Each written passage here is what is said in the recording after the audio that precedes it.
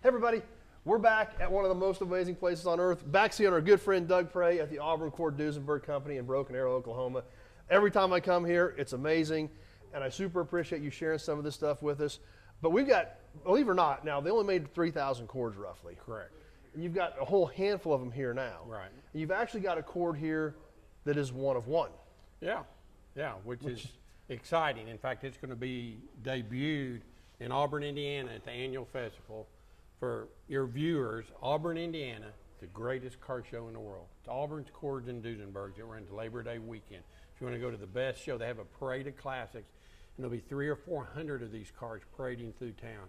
So, spectacular show. We're trying to get a car we're going to show you right now ready for Auburn to be judged. But we've got 8 cords in the shop right now, either full-blown restoration or service work. So we've talked about this beautiful car that's going to a customer. Other cords that are being done. This cord has come in for service work. It actually was damaged in the trailer being shipped here. It came loose in the trailer. Oh, wow. And did some damage. So we're now repairing the damage that was done and just shipping. And it's got a few shifting problems, but it should be going back home pretty soon. This shows you a cord fating with the top up and how pretty the cars are with the top up. And when they're judged, the tops have to be up on them. Even though if you own a cord, I want to keep the top down.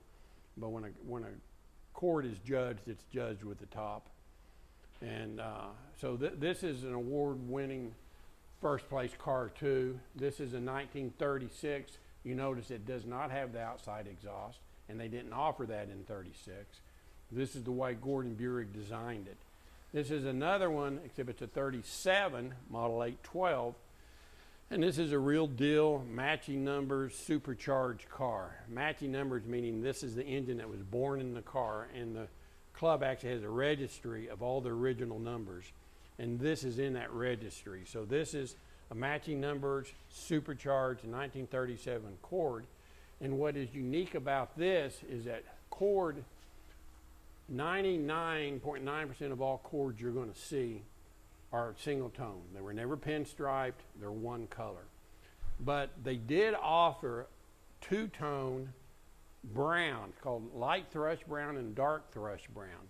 And they did it on sedans mostly, even the books talk about it. I've never seen a two-tone thrush brown cord until this one came in.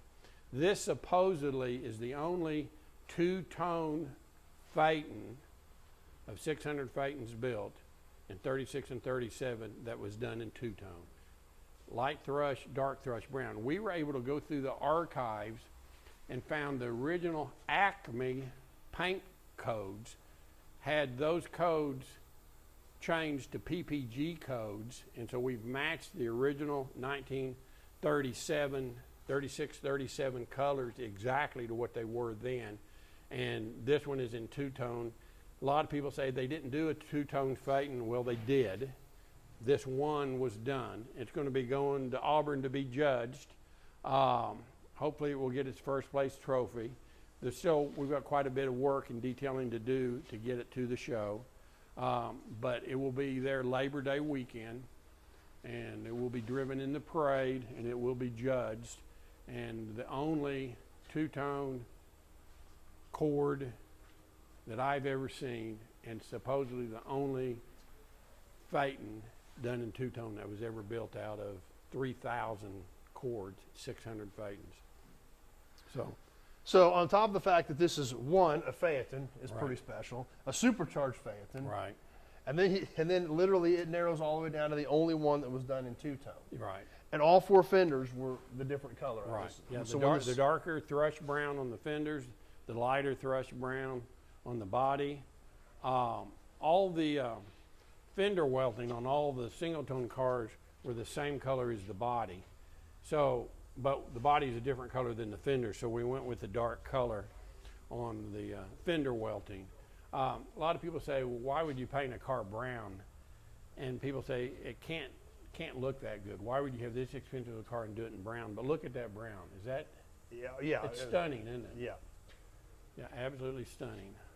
And what it kind of does is you don't have the flash of a bright color detracting from the lines of the car. It almost kind of helps make the lines of the car stand out.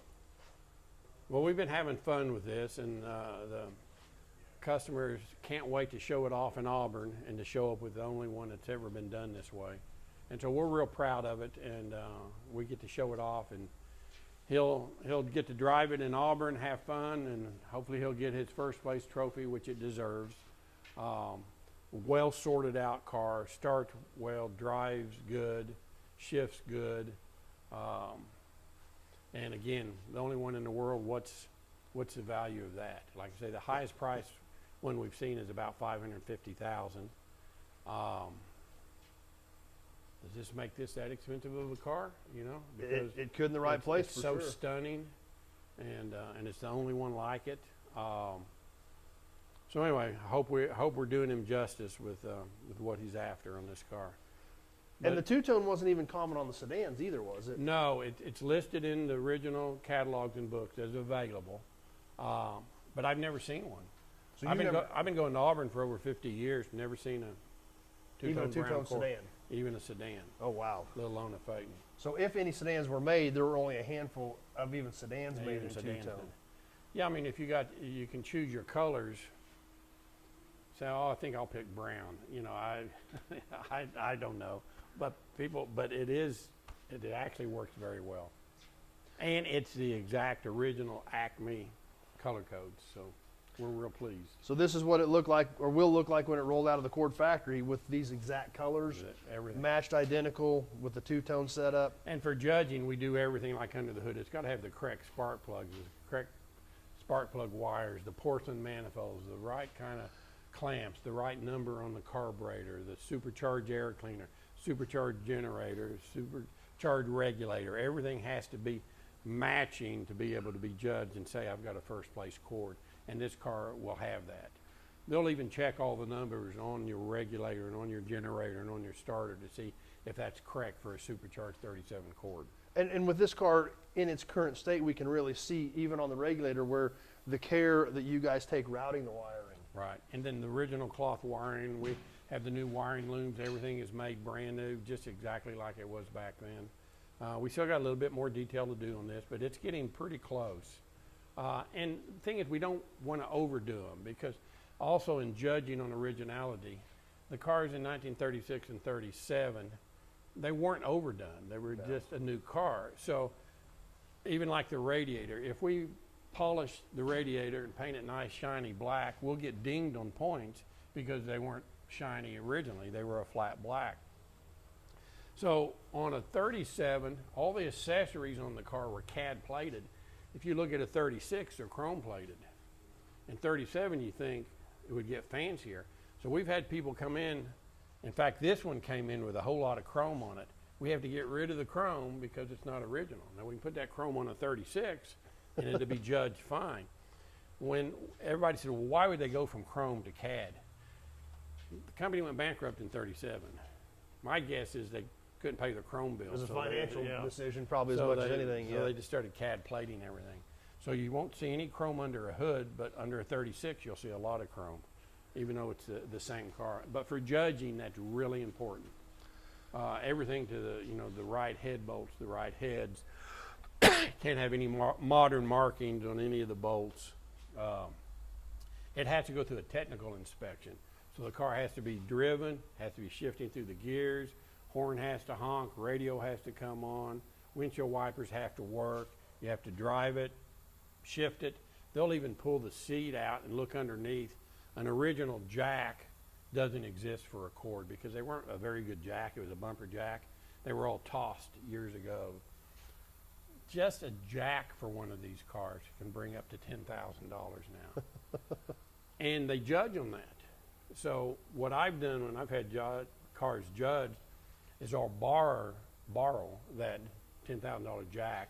The guy will carry it to me in his briefcase, and we'll put it under the seat they judge it, then we'll take it out and he'll put it back in his briefcase. Because they want everything to be original. Even the number of cloth-covered springs under the seats, they'll even count to see if that's exact. You can't put foam in the seats. Who knows the difference? Foam looks better. Yeah. But in judging, they'll pull the seat out, look underneath, see if it was done that way, the way it was done in 1936, 1937. And everything on this car, we're trying to do that. We know the judging standards. You don't want to overdo it, but you want to do it original and correct. And that's what this car is. It's original and it's correct. And that's one of the things that's so important about bringing a car like this to you guys. Yeah, because who knows what is correct? If you're going to have a car judged and you just buy yourself a beautiful Cord and it goes and gets judged and doesn't get first place, the owner doesn't have a clue. It could be something as simple as it had the wrong hose clamps on it. Right. You know, and we know all those things. We know what is correct, what will judge properly. So we don't, and a Cord, like I told you, is one of the most complex cars was built in the entire world at the time. Well, people restore Cords, but then they don't sort them out. They have trouble shifting. They've got a balance problem. They'll have some issues with it. Well, we know Auburn Cords and Duesenbergs, and so if somebody needs a Cord sorted out, they'll bring a good restored Cord into us, and I'll drive it 200, 300, 400 miles just finding there's a rattle here, the left front is vibrating, the brakes are pulling to the right, the horns don't sound right, it won't shift into second gear. And so we'll just go through point by point. And I've learned over the years to really sort one out, and we have to charge the customers for that, and they don't like that, but I want to put about 400 miles on a car. And every time I take one out, I'll drive it back in, and the guys in the factory would say, thumbs up, is everything okay?